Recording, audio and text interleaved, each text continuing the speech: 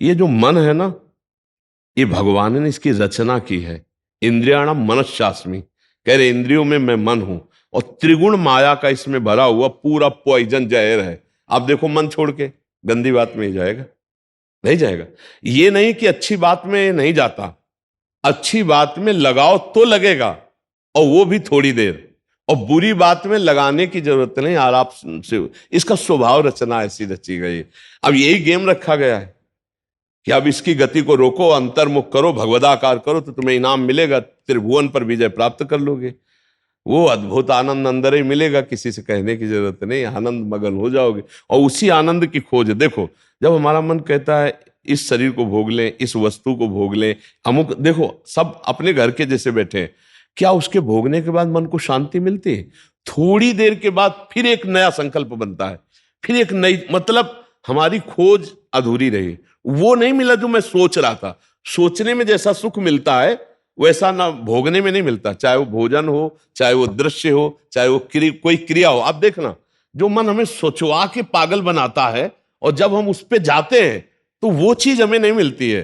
तब लगता है कि वो यहां नहीं शायद यहां हो, यहां नहीं शायद यहां हो। ऐसे भटकते पूरा जीवन व्यतीत हो जाता है। बुद्धिमान वो है जो दो चार कदम में ही लौट आवे कि गलत दिशा में जा रहे हैं, पर हम पूरा जीवन चलते रहते हैं, लौटने की बात ही नहीं आती।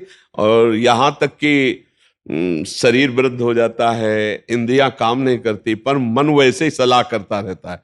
फिर भी नहीं सोच पाता कि चलो अब हुआ पूरा जीवन की शाम, अब तो राधा राधा जब कर अपना काम बना ले। लेकिन नहीं, बूढ़ा है फिर भी शराब पीता है, बूढ़ा है फिर भी गंदी बातें देखता है, बूढ़ा है फिर भी गंदी चेष्टाएं करता है, बूढ़ा है फिर भी नहीं सोच रहा कि मुझे मरना है और भगवत प्राप्ति का अब की उपाय कर लूं, इतना जीवन रह गया। ये क्या है? ये मन का केवल खेल है। वो अपने मन के गेम में फंस गया, निकल नहीं पा रहा है।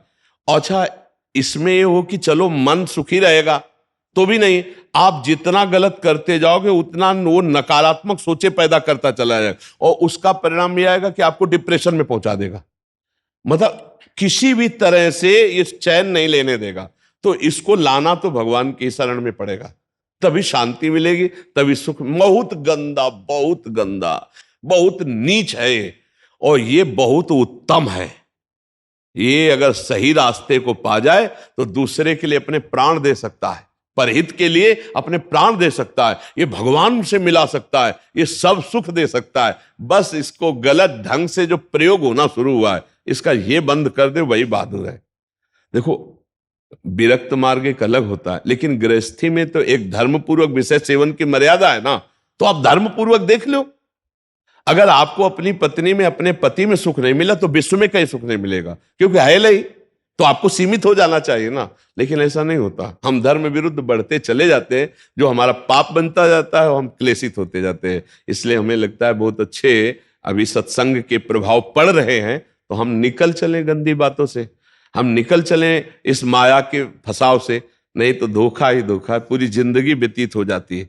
भोगते भोगते हर इंद्रियां सब नष्ट होती जा रहे, फिर भी भोग इच्छा, ये है क्या? समझो ना, पूरा जीवन हमको बेवकूफ बनाया जा रहा है। गौर से देखो, पूरा जीवन नहीं बेवकूफ बनाया जा रहा। एक बार और देख लेते हैं, इसमें हमारा पूरा जीवन जा रहा है। सुख तो नहीं मिला, पर एक बार ऐसे देखते हैं, शायद इस पद्धति से देखते हैं, ऐसे भोजन बनाते हैं, ऐसे ये भोगते हैं, ऐसे ये देखते हैं, ऐसा फंसाव करके रोज हमको गिराता है, रोज हमको मन भ्रष्ट करता है। कभी नहीं कहता कि एक बार भगवान से मिलूं क्या, कभी उसका मन नहीं होता। इसको तो जबरदस्ती लगाना पड़ता है। इसको भगवान में लगाने के लिए भी भोगों का प्रलोभन देना होता है, तब ये भगवान में लगता है धीरे धीरे। ये भोगी मन भगवान में भी लगने के लिए तैयार, तो भोग के लिए देखो, भगवान को मना लोगे ना तो बढ़िया व्यवस्था बन जाएगी, चक जो चाहोगे सब हो जाएगा, जो चाहेंगे भगवान दे दे। बहुत मन बेवकूफ बनाता है, इसलिए हमें लगता है मन की बेवकूफी से बचना चाहिए। एक आया था भगतला, उसने कहा भगवान से मैं भजन करूंगा, सब करूंगा, लेकिन 1 लाख सुंदरियां स्त्रियां चाहिए। तो गजब का दिल है तेरा, गजब का दिल है यार। जिनके एक है ना, तो वो कभी कभी एकांत में ऐसे बैठ के बैठते हैं। तो इसीलिए मल की कहीं में मत रखो, ये बहुत बड़ा भूत है, ये परेशान कर देगा, नष्ट कर देगा। इसे सतमार्ग में लाओ, भगवत मार्ग में लाओ, तभी आनंद की। इसकी केवल चाल है, ये नहीं ये नहीं ये, वो है कहीं नहीं। पक्का समझ लीजिए। ये हमारे को भ्रम पैदा करता, कुछ नहीं कुछ नहीं है। नाम जप करो, सत्संग करो, धर्म पूर्वक विषय भोगो, हम मना नहीं करते, एक उसे सीमा में रख के भोगो धर्म में। तो उससे क्या होगा, तुम्हें घृणा हो जाएगी। धर्म पूर्वक विषय भोगने से घृणा हो जाती है कि यार, और जो ये व्यसन करके और फिर इधर उधर मन, तो पाप के कारण बुद्धि ठीक निर्णय नहीं देती और बुढ़ापे तक पापाचरण, फिर दुर्गति को प्राप्त होते हैं। अभी समय है, अभी मन को समझा लो, मन को समझ। यही 5 भोग हैं, शब्द, स्पर्श, रूप, रस, गंध। इसी में मनुष्य फंसा है और इन्हीं भोगों से हमारी दुर्गति हो जाती है। बोलो अभी तक फाइनल में अगर बोला जाए तो अभी तक क्या है अपने पास? कोई अनुभव है क्या? बस एक ही है कि एक बार और चांस मिल जाए, बस किसी भी विषय का, मतलब किसी भी विषय का। मन में हर बार ये था कि अब की बार, लेकिन कभी अब की बार पूरी ही नहीं हुआ। तो इसको रोकना जरूरी है कि भजन, साधन, धर्म पूर्वक विषय सेवन और समाज की सेवा। कभी एक बार ऐसा करके देखना, कोई बूढ़ा ऐसा भूखा प्यासा फुटपाथ में पड़ा हो और उसको कभी अपने घर लाना, नहलाना, धुलाना, कपड़े पहनाना और भोजन पवाना। फिर वो जब तुम्हारी तरफ देखेगा तो तुम्हें जो सुख होगा वो जिंदगी में किसी भी भोग में नहीं मिला होगा। आप लिख लेना हमारी बात। कभी कोई बीमारी से तड़प रहा हो, किसी के सेवा का वहां कोई अवसर नहीं है और आप सेवा का अवसर देकर उसे आप स्वस्थ करो, आप अस्पताल ले जाओ, फिर जो आपको सुख मिलेगा हम आपको कैसे बताएं। वो भगवान का आशीर्वाद होता है। जब कोई बूढ़ा, कोई बीमार, कोई असहाय, और जब आप उसकी सहायता करते हो तो उसके हृदय से जो आशीर्वाद, वो सुख जो मिलता है। जैसे हम आपको एक दिन करके देखना, तुम अपना भोजन बढ़िया जो है, कोई ऐसे भूखे को खवा देना जो भूखा बैठा हो और ऐसे जल्दी जल्दी, और आप देखो उसको पाते हुए, आप और उस दिन आप वो भोजन ना पाओ, उसे पवा दो, तो आपको जो सुख मिलेगा वो 56 प्रकार के भोग पाने में भी कभी सुख नहीं मिला होगा। वो सुख परहित करने से, दूसरे को सुख पहुंचाने से जो हृदय शीतल होता है वो कभी किसी से नहीं होता। इसलिए मानव जीवन के लिए मन को थोड़ा विरुद्ध जो चलने वाला है उसके विरुद्ध आप बनो, उसे सतमार्ग में लगाओ। अब देखो आजकल ऐसी बुद्धि बिगड़ गई कि अपने पूज्य माता पिता को ही बच्चे दुख दे रहे हैं, डंडा थप्पड़ मारना। क्या यार, आज के जवान अपने माता पिता के साथ ऐसा व्यवहार करते हैं। अगर थोड़ा भी अध्यात्म से जुड़े होते तो मुझे लगता है शायद ऐसा नहीं करते, नहीं ना। धर्म से जुड़े होते, अध्यात्म से जुड़े होते, ऐसे माता पिता तो भगवान होते हैं।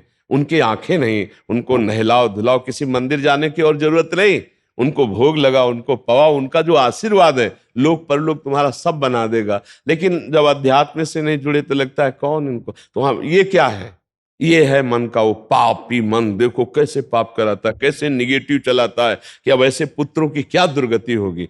तो कभी अगर ऐसा ऐसा अवसर किसी को मिले कि कोई फुटपाथ में ऐसे तड़प रहा हो तो आपको जरूर लगेगा कि काहे को बोझा ले, लेकिन आप उसका अगर बोझा ले लिए तो भगवान तुम्हारा बोझा ले लेंगे। जन्म जन्मांतरों के पाप नष्ट हो जाते हैं जब ऐसे दीन दुखी आशीर्वाद देते ना, उसे भगवान का आशीर्वाद समझना है। और जब माता पिता अंदर से साप देते ना कि भोगोगे, तो फिर भगवान भी नहीं टाल पाते, फिर भोगना पड़ता है। इसलिए धर्म से चलो, किसी का अपराध मत करो, गंदी बातों में मन को न जाने दो, खूब नाम जप करो, यही मनुष्य जीवन का लाभ लो। मनुष्य जीवन एक दिव्य जीवन है, इसका एक दिव्यता का लाभ है। यार देखो, अगर हम ना चाहे तो पूरी बाजार से निकल जाए कोई सामान दुकान की, आके हमारी लिपट थोड़ी जाती है। हम जहाँ खड़े होंगे, जहाँ खरीदेंगे, वही जो वस्तु हमें मिलेगी। तो अगर हम निश्चय कर लिया कि मुझे मांस नहीं खाना, मुझे शराब नहीं पीना, मुझे पराई माता बहनों की तरफ गंदी दृष्टि नहीं करनी, तो मुझे कौन गिरा देगा? आप सोचो, हमारे निश्चय में कमजोरी, तभी हम डरते हैं कि कहीं गिर ना जाए। ऐसे कैसे? हाँ, कुछ कमियां ऐसी होती हैं जिससे अहंकार का नाश किया जाता है। जैसे आवाज आता है ना कि हम जितेंद्री, हम ऐसे, और भगवान को अहंकार पसंद नहीं तो छोड़ देते हैं। देखो जितेंद्रियता करके, तब जब रोता है कि प्रभु मैं तो नीच किसी काबिल नहीं, तब भगवान फिर उठा लेते हैं। नाम जब करो तब मजबूत ब्रेक लग जाएगी। कोई कैसे गिरा सकता है? कैसे गिरा सकता है? नहीं गिरा सकता। बात मान ली, बस हो गया, हो गया। बात मानने से होता है। देखो, हमारी बात ना मानो, कंठी बंधवा लो, तिलक लगा लो, सब कर लो, कल्याण नहीं होगा। हमारी बात मान लो, कल्याण हो जाएगा। बात मानने का चेला होता है ये कोई सांसारिक थोड़ी कि भैया जैसे सांसारिक संबंध होते हैं ऐसे गुरु शिष्य का संबंध आज्ञा पालन से होता है। गलत नहीं करूंगा, जैसा कहोगे वैसा चलूंगा। अब आपने कह दिया, अब ये नाम जप करूंगा, बस हो गई बात। बात यह है कि हमको अब महत्व कर लेना है। अरे बोले ऐसे कह दिया था सिया राम राम राम जपो, तो गुरु मंत्र तो मिला नहीं। तो कभी गुरु मंत्र मिल भी जाएगा तो लाभ नहीं मिल पाएगा, क्योंकि आपको संत वचन गुरु के वचन पर विश्वास ही नहीं हुआ। गुरु के वचन प्रतीति न जेहि, फिर स्वप्न में भी लाभ नहीं मिल। मान लिया हो गया हमारा सब कुछ, अब हम राम राम जप करेंगे, अच्छे आचरण से चलेंगे तो यही नाम आपको बल दे देगा। जो आप कहते हो ना कि ऐसा बल कैसे आए, इसी नाम से आता है बल। माया पर जीतने का जो बल है वो भगवान की कृपा से, उनके नाम बल से आता है। देखो नाम में इतनी सामर्थ्य कि भगवान को अधीन कर लिया। सुमीर पवन सुत पावन नामो अपने बस कर राखे, फिर और क्या, काम क्रोध को जीत लो तो कौन बड़ी बात। भगवान अजित जीत गए। भगवान कह रहे प्रति उपकार करो का तोरा, सन्मुख हो न सकत मन मोरा, तुम संतात उरिन में नाही। नाम जप करते हुए समाज सेवा, भगवत सेवा, माता पिता की सेवा, बस इससे बढ़िया वो साधना क्या है। अब बढ़िया गंगा जी से कपड़ा धो के लाए और फिर नाली में डुबो दिए तो फिर गड़बड़ हो जाएगा। नहीं, मानव दे थोड़ा विवेक है, धर्म से विषय सेवन करो, पापाचरण करोगे तो फिर वहीं पहुंच जाओगे, नरक है। कर्मों की बड़ी गति है, इसलिए नाम जप कर लो और ये जीवन सार्थक। अच्छा, नाम जपने में सबसे बढ़िया बात ये कि इसमें बैठने की बात नहीं करे कि आप पद्मासन लगा के बैठो। हम कहे दिन भर काम करो, राम राम राम राम, अंदर से राम राम चल रहा, फावड़ा चल रहा, राधा राधा राधा राधा, हर काम होता रहेगा। जब युद्ध हो सकता है, मामून स्मर युद्ध से, तो युद्ध से खतरनाक कोई काम तो है नहीं। दूसरे की गर्दन काट ली, अपनी गर्दन बचानी युद्ध में, और भगवान अर्जुन को कह रहे मेरा स्मरण करते हुए युद्ध कर, तो इसका मतलब भगवत नाम जप करते हुए सब काम हो सकता है। ठीक है, तुम नाम जप करो और अच्छे बनो, इसी जन्म में भगवान को प्राप्त किया जाए, भगवान की स्मृति में डूबा जाए। अगर आपने भगवत प्राप्ति का कार्य इस जन्म में पूरा नहीं किया तो पहला दंड आपको मिलेगा बिना किसी कर्म के, इस बात का कि आपने भगवत प्राप्ति क्यों नहीं की, आपको चांस दिया गया। जैसे बहुत सरलता से हम समझाते हैं कि जैसे हम आपको विदेश भेजें सरकारी, भारत के संविधान के अनुसार, आप भारतीय काम कीजिए, जाकर भारत के लिए आप ये काम कीजिए, और आप वहां जाकर जाने के लिए तैयार हो कि हमें वहां गाड़ी मिलना चाहिए, बंगला मिलना चाहिए, हमारी सारी व्यवस्था होनी चाहिए, तो सब व्यवस्था भारत सरकार ने कर दी। आप 20 वर्ष वहां रहे, आपको वापस बुलाया गया, आप जिस काम के लिए भारतीय संविधान के काम के लिए गए थे वो काम बिल्कुल नहीं किया, खूब बच्चा पैदा किए, पढ़ाया लिखाया और ब्याह और सब काम किए। अब आप बोलो भारत सरकार आपको दंड देगी कि नहीं देगी? तो देगी ना, क्योंकि आप प्रधान कार्य के लिए ही सुविधा आपको सारी दी गई थी। तो मानव देह केवल संस्कृति मांझ बरियाई के पायो, जो मानुष देह वृथा कत डारत। संस्कृति के चक्र को रोककर भगवान ने कबहू करी करुणा नर देहि, देत ईश बिनु हेतु सनेहि। बिना किसी कर्म के अहेतु की कृपा करके आपको मानव दे दी कि जाओ नर्तन कर फल विषय न भाई, भजी राम सब काम बिहाई। साधन धाम मोक्ष कर द्वारा, पाई न जे परलोक संभारा। सो परत दुख पावई, सिर धुनि धुनि पछताए। काले कर्मय ईश्वर मिथ्या दोष लगाए। तो भाई का हमारा भाग्य नहीं था, हमारा भाग्य से भजन नहीं होता, भजन से भाग्य बनाएंगे हम। भजन से हम पूर्व कर्मों को मिटाएंगे, भजन से हम भगवत प्राप्ति करेंगे। जो न तरय भवसागर, असमाज नर पाए। स्वति निंदक मंदमति, आत्महनन गति जाए। वो आत्महत्यारे की गति को प्राप्त होता है केवल इस बात के लिए कि तुम्हें मनुष्य शरीर मिला, सारी सुविधाएं दी गई, लेकिन तुमने अपना काम नहीं बनाया। 83,99,999 योनियों में कोई एक भी ऐसी योनि नहीं जिससे हम भगवत प्राप्ति कर सकते, केवल ये मानव देह थी, और उसको तुमने विषय सेवन में, प्रपंच में नष्ट किया। तुम विशेष दंड के पात्र हो। कृपा हुई और तुमने उस कृपा को ठुकराया। अब भोगो अन्य योनियों में। अब पता नहीं फिर किस कल्प में भगवान की कृपा होगी और मुझे मनुष्य शरीर में। इसलिए मुझे इस जन्म में भगवत प्राप्ति करनी ही करनी है, इस पे हमें छूट नहीं रखनी। अब भगवत प्राप्ति किसे कहते हैं समझना तो पड़ेगा ना, कि भगवत प्राप्ति किसे कहते हैं। मोक्ष को तो समझे, तो मोक्ष ऐसे थोड़ी होता, उसके लिए साधना बहुत कठिन साधना है। स्थूल सूक्ष्म कारण तीनों शरीरों का राग त्याग करके स्मृति, इसकी स्मृति का भी त्याग हो जाए, तब वो अपने स्वरूप में स्थित होता है। बड़ा कठिन। ज्ञान के पंथ कृपान के धारा, और परत खगेश लगे निवारा। अब इसको सरल सहज भाव में ले लो। जिसकी अखंड स्मृति भगवान की होती है वही मुक्त पुरुष है और वही भगवत प्राप्त पुरुष है। हर समय तुम्हारी याद में भगवान का नाम चलता रहे। राम कृष्ण हरि जो नाम प्रियो, अपने तो वृंदावनवासी राधा राधा रटते। हर समय नाम चिंतन करते रहो। तुम मोक्ष चाहोगे तो मोक्ष मिल जाएगा, भगवत प्राप्ति चाहोगे तो भगवत प्राप्ति हो जाएगी। भगवत प्राप्ति का मतलब होता है भगवान को जिस भाव से, स्वामी भाव, सखा भाव, जिस भाव से वो प्राप्त हो जाए। और अच्छा, इसमें है कि गिरने का भय नहीं।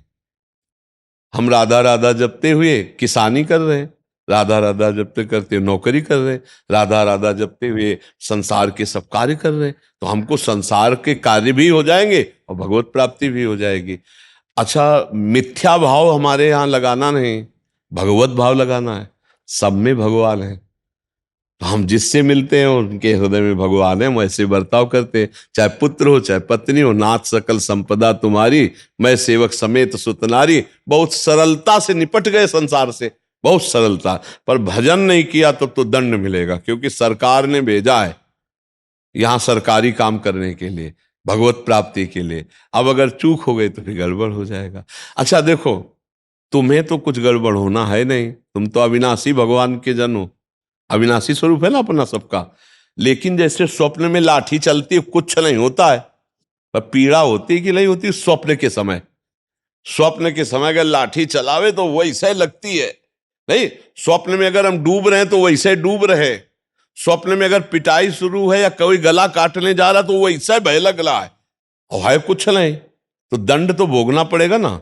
ऐसे ही जागृत में है, ऐसे ही नरक आदि में है। अविनाशी आत्मा को कोई कष्ट थोड़ी होता है, पर जब तक ये बोध नहीं होगा तब तक तो भोगना ही पड़ता है ना। देखो, स्थूल देह सैया में पड़ी होती और स्वप्न में हम देख रहे हैं कि हम समुद्र में डूब रहे हैं।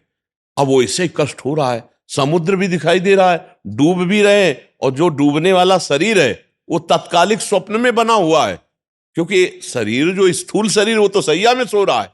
अब बताओ उसको कैसे बचाया जाए। जो स्वप्न में समुद्र में डूब रहा है, अब आप उपाय बताओ उसको कैसे बचाया जाए। हाँ, बस एक उपाय है कि उसको जगा दो। चाहे जितनी नौका लगा दो, चाहे मंत्रवेत्ता लगा दो, चाहे तैराक लगा दो, उसको आप बचा नहीं सकते। उसके बचाने का उपाय है जगा दो। ऐसे ही हम सब मोह निशा सब सोवनिहारा, देखे स्वपन अनेक प्रकारा, यही जग जामिनी जागे जोगी, परमारथी प्रपंच वियोगी, जाने सुत वही जीव जग जागा, जब सब विषय विलास विरागा। बोले मोह निद्रा में सब सो रहे, ये पत्नी है, लड़का है, बच्चा है, रुपया है, पैसा, ये कर लिया, ये कर लूंगा, ये कमा लिया, ये कमा लूंगा, ये जमा कर लिया, ये जमा कर लूंगा, और सोचते सोचते मर गए, कुछ नहीं कर पाए जो करने आए थे। अब कोई सदगुरु जगा दे, ए उठ, मोह निद्रा में सो रहा है, तो जानिस तबै जीव जग, जब सब विषय विलास विरागा। तभी जानना सत्संग का रंग चढ़ रहा है, जब गंदी बातें छूटने लगे और अच्छे आचरण होने लगे और भगवान नाम जप होने लगे, तो जान लेना आप जाग रहे हैं। और जग गए तो स्वप्न के जैसे सारे दुख मिट जाते हैं, ऐसे तुम्हारे सारे पाप, दुख, चिंता, शोक सब नष्ट हो जाएंगे। पर जगना पड़ेगा, बिना जगे नहीं हो सकता। बिना जगे एक ही उपाय है, जगना पड़ेगा, अर्थात भगवत प्राप्ति करना पड़ेगा, नहीं तो दुख से पिंड नहीं छूटेगा। है झूठा, पर बहुत जोर का फुसकार मार के काटता है। झूठा सांप है, रस्सी का सांप, पर ऐसा काटता है, वो ऐसा अनुभव होता है कि जहर चढ़ गया, पक्का। देख लो, सब पूरा जहर चढ़ा हुआ है और कुछ नहीं हुआ। आत्म तत्व को ना कभी फर्क पड़ा था, ना पड़ रहा है और ना पड़ेगा। पर भैया ये स्वप्न है, बड़ा दीर्घ स्वप्न है, इससे जगो, उमा कहूं मैं अनुभव अपना, और सत हरि भजल, और जगत सब सपने में हो। ना कोई माता था, ना कोई पिता था, ना है और ना रहेगा। ऐसे ये रूप एक दिन नहीं दिखाई देगा, लाख उपाय कर लेना, मिट्टी में मिल जाएगा, खत्म खेल। ना पहले था, ना बाद में रहेगा, बीच में प्रवचन कर रहा है, इसका क्या भरोसा। स्वाप्निक है ये स्वाप्निक है। जो इसके अंदर है वो सत्य है, और अंदर वाले से परिचय नहीं हुआ, बाहर वाले का टिकेगा नहीं। भाई इसी में हम झूठे में मारे जाते हैं, हर जन्म में मारे जा रहे हैं हम। झूठे से प्रेम करते हैं बाहरी, और वो टिकता ले, और जो अंदर का है उससे प्यार हुआ ले, खाली हाथ फिर। तो एक बार तो यार इस पर विचार करो कि मेरे जीवन का परम लाभ क्या है। भगवान का चिंतन, भगवत प्राप्ति, इसी से परम लाभ मिलेगा।